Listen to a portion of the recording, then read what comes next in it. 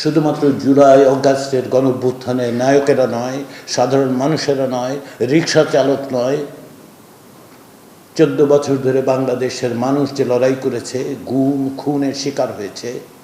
আপনাদের কি মনে আছে যে একজন পিতা বিচার বহির্ভূত হত্যার শিকার হচ্ছেন তার ফোনে?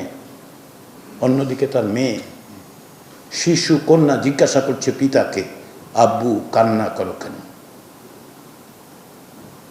আসুন বুকে হাত রেখে একবার প্রশ্ন করি, মনে আছে আমাদের? সেই মানুষগুলো কি আমাদের কোনো দায়িত্ব দেয় নাই? সেই মানুষগুলো তো প্রধানমন্ত্রী হতে চায় নাই, রাষ্ট্রপতি হতে চায় নাই, রাজনৈতিক দলের নেতা হতে চায় নাই, সরকারি চাকরি চায় নাই। কি চেয়েছিল সেটা? যে তরুণরা আপনারা এখানে উপস্থিত আছেন, একটা স্বপ্ন নিয়ে আপনারা পথে নেমেছিলেন, বাংলাদেশের মানুষ আপনাদের উপর আস্থা রেখেছিল, লক্ষ লক্ষ মানুষ পথে নেমে এসেছিল। দলের বিভক্তি, ধর্মের বিভক্তি কিছুই তো কাউকে বাধা দেয়নি। কে কোন দল করেন সেই ব্যানার নিয়ে কেউ নামেননি। আজকে আপনারা বিভিন্ন বিশ্ববিদ্যালয়ের যারা উপাচার্য, আপনারা আপনাদের চোখের সামনে বিশ্ববিদ্যালয়ের যারা উপাচার্য, শিক্ষা সঙ্গে জড়িত, আপনারা দেখেছেন আপনাদের সন্তান তুল্যরা এই বাংলাদেশকে এক ফ্যাসিবাদী শাসন থেকে মুক্ত করার জন্য কি প্রাণ বাজি রেখে কিভাবে তারা লড়াই করেছেন, কতটা আত্মদান করেছেন। সেই সন্তান তুল্য শিক্ষার্থীরা কি আমাদের কোনো দায়িত্বই দেয় নাই? আমাদেরকে কোনো দায় নেই আজকে যে আপনি এখানে এসে কথা বলতে পারছি, তার জন্য কি এই ঋণ আমরা স্বীকার করব না? সেই ঋণেরই স্বীকৃতি হচ্ছে জুলাই জাতীয় সনদ। সেই ঋণের স্বীকৃতি রাজনৈতিক দলগুলো, তার আগে কমিশনগুলোর সঙ্গে সিভিল সোসাইটি, বিভিন্ন রকম সংগঠন, গোষ্ঠী, ব্যক্তি সকলের সাথে আলোচনা করে এই জুলাই জাতীয় সনদ তৈরি হয়েছে। আপনাদের সামনে যে কাগজের বই জুলাই জাতীয় সনদ হিসেবে মুদ্রিত অবস্থায় পৌঁছে দেওয়া হয়েছে, সেগুলো কালো কালিতে ছাপা, কিন্তু এর প্রত্যেকটা অক্ষর রক্ত দিয়ে লেখা হয়েছে। দেশে রক্ত দিয়ে লেখা হয়েছে এই জুলাই জাতীয় সনদ। আপনারা যখন খুলেন, আমি যখন জুলাই জাতীয় সনদের বইটা খুলি, আমি সন্তানহারা মায়ের আর্তনাদ শুনতে পাই যে বোন এখনো অপেক্ষায় আছেন, তার ভাই গুম হয়ে যাওয়া ভাই ফিরবেন কিনা। আমি তার হাহাকার শুনতে পাই।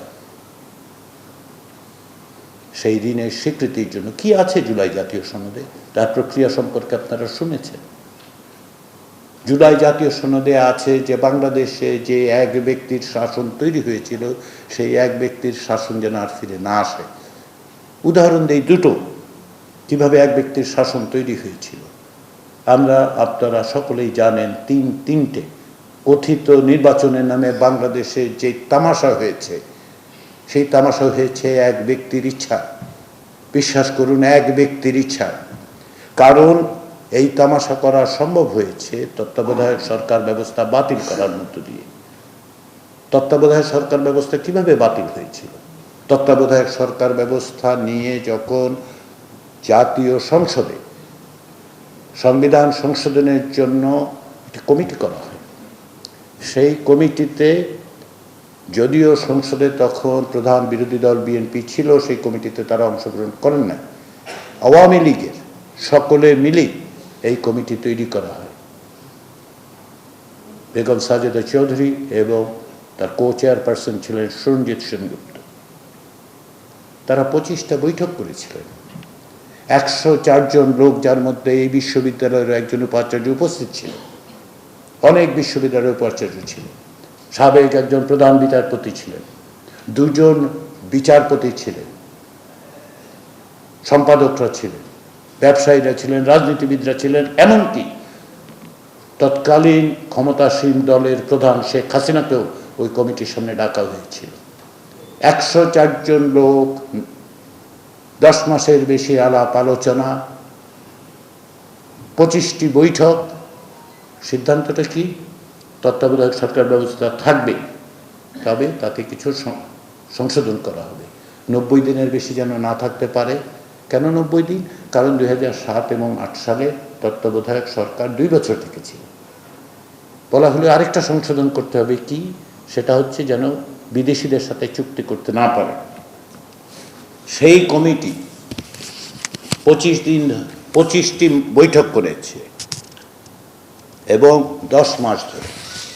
তারপরে একটা মাত্র বৈঠক হয়েছে। 3 জন মিলে গিয়ে দেখা করেছেন প্রধানমন্ত্রীর সাথে, ফিরে এসে সম্পূর্ণ উল্টো দিয়ে কমিটির সুপারিশ বদলে দিয়ে তত্ত্বাবধায়ক সরকার ব্যবস্থা বাতিল করা হয়েছে। আপনারা আমার কথা বিশ্বাস না করতে পারেন, সেই সময় ওই কমিটির বৈঠকে তোফায়েল আহমেদ সাহেবের বক্তব্যটা আমি একটু পড়ে শোনাই, বুঝতে পারবেন। এবং আমি কোট করছি দলিল থেকে, সংসদে যে দলিল আছে সেই দলিল থেকে। আমরা যা বলার বলেছি, ব্যত্যয় ঘটেছে তত্ত্বাবধায়ক সরকার নিয়ে। পরদিন আপনি এবং সাজেদা আপার নেত্রীর সঙ্গে 4 ঘন্টা বৈঠক করে বিষয়গুলো ঠিক করেছেন। আজকের বৈঠক কেন ডাকলেন? 3 জন বসে আলোচনা করে আরো কারেক্ট করেছেন। এখন আমাদের অহেতুক ডেকে কথা রেকর্ড করানোর কোনো প্রয়োজন আছে কি? এটা তোফায়েল আহমেদ বলেছেন। আপার সাথে গিয়ে যারা দেখা করেছেন, সাজেদা আপা নেত্রীর সঙ্গে 4 ঘন্টা বৈঠক করেছেন। 4 ঘন্টায় এক ব্যক্তির ইচ্ছায় বাংলাদেশের মানুষের মৌলিক গণতান্ত্রিক অধিকার যা অর্জন করার জন্য বাংলাদেশ প্রতিষ্ঠিত হয়েছিল। 1970 সালের নির্বাচনের মধ্য দিয়ে পাকিস্তানি শাসকরা আমাদের অধিকার প্রতিষ্ঠা করতে দেয়নি বলে লক্ষ লক্ষ মানুষ প্রাণ দিয়ে বাংলাদেশ প্রতিষ্ঠা করেছিল।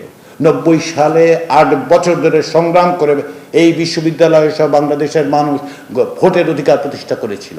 একজন ব্যক্তি সেটা সিদ্ধান্ত নিয়েছিলেন সেদিন। আমরা কি সেই ব্যবস্থায় ফিরে যেতে চাই? এখনো বাংলাদেশের সংবিধানে সেই একই ব্যবস্থা আছে। আরেকটা উদাহরণ দিই, বাংলাদেশের নির্বাচন কমিশন প্রতিষ্ঠিত হয় রাষ্ট্রপতির আদেশে, তাই তো? সংবিধান তাই বলে, কিন্তু আসলে তা নয়। কেননা বাংলাদেশের সংবিধানে লেখা আছে, 48 অনুচ্ছেদের 3 উপ অনুচ্ছেদে লেখা আছে, রাষ্ট্রপতি প্রধানমন্ত্রীর পরামর্শ ছাড়া মাত্র 2টো কাজ করতে পারবেন। একটা হচ্ছে প্রধানমন্ত্রীর নিয়োগ, দ্বিতীয়টি হচ্ছে প্রধান বিচারপতি নিয়োগ। তার মানেটা কি? তার মানে হচ্ছে নির্বাচন কমিশনে নিয়োগ দিতে হলে প্রধানমন্ত্রীর পরামর্শ নিতে হবে। শুধু এত হয় নাই, শুধু এই জায়গায় থেমে থাকে নাই। যখন 2014 সালের নির্বাচনের আগে 2012 সালে নির্বাচন কমিশন গঠন করা হয়, তখন রাষ্ট্রপতি আরেকটি নাটক করলেন। আমি একটু সম্ভবত এই সমাবেশের শব্দ হিসেবে অশোভন শোনাবে, আমি বলবো নাটক করলেন। সার্চ কমিটি বলে একটা জিনিস তৈরি করলেন। সেখানে সার্চ কমিটিকে বলা হলো যে সার্চ কমিটি রাজনৈতিক দলগুলোর কাছ থেকে নাম নেবেন, সেই নামের ভিত্তিতে তারা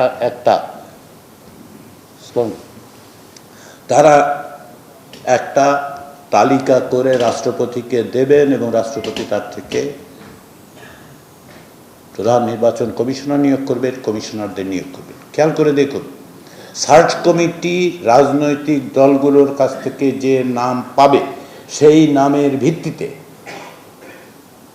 একটা তালিকা রাষ্ট্রপতিকে দেবেন। তারপরে রাষ্ট্রপতি প্রধানমন্ত্রীর সাথে কথা বলবেন কি বলবেন না, বলতে হবে, আসলে সংবিধান বলে বলতে হবে। তার মধ্যে 25 জনের নাম পাওয়া গেল, 8টা দল নাম দিল। 8টা দল, প্রধান বিরোধী দল দিল না, আওয়ামী লীগ এবং তার সহযোগীরা দিলেন। সেই তালিকায় কাজী রকিবউদ্দিন আহমেদ বলে কোনো ব্যক্তির নাম ছিল না। প্রধানমন্ত্রীর ইচ্ছায় কাজী রকিবউদ্দিন আহমেদকে প্রধান নির্বাচন কমিশনার হিসেবে নিয়োগ করে 2014 সালের সাজানো নির্বাচন করা হয়েছে। একজনের ইচ্ছা। ওই নির্বাচন কমিশনে মোহাম্মদ আব্দুল মোবারক বলে যে ব্যক্তিটি যুক্ত হয়েছিলেন, তার নাম দিয়েছিল জাতীয় পার্টি। তিনি কে জানেন? তিনি হচ্ছেন চট্টগ্রাম বিশ্ববিদ্যালয়ের ছাত্রলীগের সহ সভাপতি ছিলেন, এটাই ছিল তার যোগ্যতা। সেই নির্বাচন কমিশন আমরা আবার চাইব? যে তরুণরা আপনারা এখানে উপস্থিত আছেন, আপনারা লড়াই করেছেন সেই জন্য লড়াই আপনারা করেন নাই, আমরা করি নাই, আপনারা করেন নাই। কোনো যুক্তিবান, বিবেকবান মানুষ যার গণতান্ত্রিক আকাঙ্ক্ষা আছে সেটা বলতেই পারেন না যেটা এই অবস্থা অব্যাহত থাকা উচিত। সেই কারণে জুলাই জাতীয় সনদে রাজনৈতিক দলগুলো দীর্ঘ আলাপ আলোচনার মধ্য দিয়ে এই বিষয়ে একমত হয়েছে যে ভবিষ্যতে বাংলাদেশে নির্বাচন কমিশন গঠিত হবে, জাতীয় সংসদে ক্ষমতাসীন দল এবং প্রধান বিরোধী দল এবং তৃতীয় দল অর্থাৎ দ্বিতীয় বৃহত্তম বিরোধী দলের প্রতিনিধিদের মধ্যে আলাপ আলোচনার ভিত্তিতে একটা কমিটিতে সে বিষয়ে সিদ্ধান্ত নেওয়ার পর সেটি রাষ্ট্রপতির কাছে পাঠানো হবে। সেইটা আমরা চাইব না? চাইব কি চাইব না সেটাই হচ্ছে প্রশ্ন। আমরা চাইব কি চাইব না? আমি শিক্ষক হিসেবে, আপনি শিক্ষক হিসেবে, কৃতজ্ঞ নাগরিক হিসেবেও তো বৈষম্য বিরোধী ছাত্র আন্দোলনের ধারাবাহিকতায় জুলাই অভ্যুত্থান সংগঠিত হয়েছে কোটা সংস্কারের দাবিতে। কিন্তু কোটাই কি একমাত্র সমস্যা ছিল? আরেকটা সমস্যা ছিল, সেটা কি জানেন? সেটা আপনারা জানেন, আমার চেয়ে ভালো করে জানেন। সেটা হচ্ছে পাবলিক সার্ভিস কমিশন যেভাবে গঠিত হয়েছে তার কাঠামোগত সমস্যা, এবং এটার রাজনৈতিকীকরণ কতটা হয়েছিল যে এইচ.টি. ইমাম সুস্পষ্ট করে বলেছিলেন যে তোমরা পরীক্ষা দাও, বাদ বাকিটা আমরা দেখবো ছাত্রলীগের ছেলেদেরকে। আজকে আমি আপনি এখানে বসে আছি, আমাদের সহকর্মীরা শিক্ষকতায় আছেন, আমাদের সন্তানেরা যোগ্যতা এবং মেধায় যদি সরকারি চাকরিতে যেতে চান, তার জন্য যে প্রতিবন্ধকতা তৈরি করে রাখা হয়েছে, দলের প্রতি আনুগত্য ছাড়া যে এটা পাওয়া যেত না, তার সবচেয়ে বড় আরেকটা উদাহরণ আছে। 2024 সালের আগস্ট মাসের পরে কাগজপত্র ঘেটে দেখা গেছে সরকারি কর্মচারী যারা পিএসসিতে আবেদন করেছিলেন তাদের আবেদনপত্রে তারা স্বেচ্ছায় নিজেরা লিখে দিয়েছেন তিনি ছাত্রলীগের কোন পদে ছিলেন। কারণ কি জানেন? ওইটা না লিখলে চাকরিটা পাওয়া যাবে না। যোগ্যতা এবং মেধা না। রাজনৈতিক দলগুলো কিছু ভিন্ন মত সত্ত্বেও এটা একমত হয়েছে যে পিএসসির এই কাঠামোটা তৈরি করতে হবে জনপ্রতিনিধিদের সম্মতির ভিত্তিতে, আলাপ আলোচনার মধ্য দিয়ে। রাষ্ট্রপতি বাংলাদেশে আমাদের একজন অত্যন্ত শ্রদ্ধেয় রাষ্ট্রপতি ছিলেন একসময়। তিনি একসময় বলেছিলেন যে তাঁর মাজার জিয়ারত করা ছাড়া আর কোনো কাজ নেই। এটা যেদিন আমি শুনলাম সেদিন আমি বললাম যে উনি তো ভুল বললেন, উনি তো মাজার জিয়ারত করতে যেতে পারবেন না। বাংলাদেশের সংবিধান এখন যে অবস্থা, ক্ষমতার ভারসাম্য অনেক দূরের কথা, অনেক দূরের কথা। মাজার জিয়ারত করতে দিতে রাজি নয়। কারণ লেখা আছে যে কোনো কিছুর জন্য, দুটো বিষয় ছাড়া যে কোনো বিষয়ের জন্য প্রধানমন্ত্রীর সাথে তার পরামর্শ করতেই হবে। তো ক্ষমতার এই যে ভারসাম্যহীনতা, সংবিধানের এই যে ব্যবস্থা, সেটা আপনি কি করবেন? আমরা কি করব? রাষ্ট্রপতির হাতে দণ্ড মওকুফের ক্ষমতা, ক্ষমা প্রদর্শনের ক্ষমতা আছে, পৃথিবীর অধিকাংশ দেশেই আছে। কিন্তু আমাদের দেশে যেইভাবে এটার ব্যাপক রকম অপব্যবহার হয়েছে সেটা আপনারা জানেন। রাষ্ট্রপতি কি করেছেন? রাষ্ট্রপতি এমন লোককে ক্ষমা প্রদর্শন করেছে যার বিরুদ্ধে শুধুমাত্র অধস্তন আদালত থেকে সর্বোচ্চ পর্যায় পর্যন্ত প্রক্রিয়ার মধ্য দিয়ে তিনি দোষী সাব্যস্ত এবং দণ্ডিত হয়েছেন, তাই না? এটা সকলেই জানেন তিনি কি করেছেন। তারপরেও তাকে তার দণ্ড মওকুফ করে দেওয়া হয়েছে।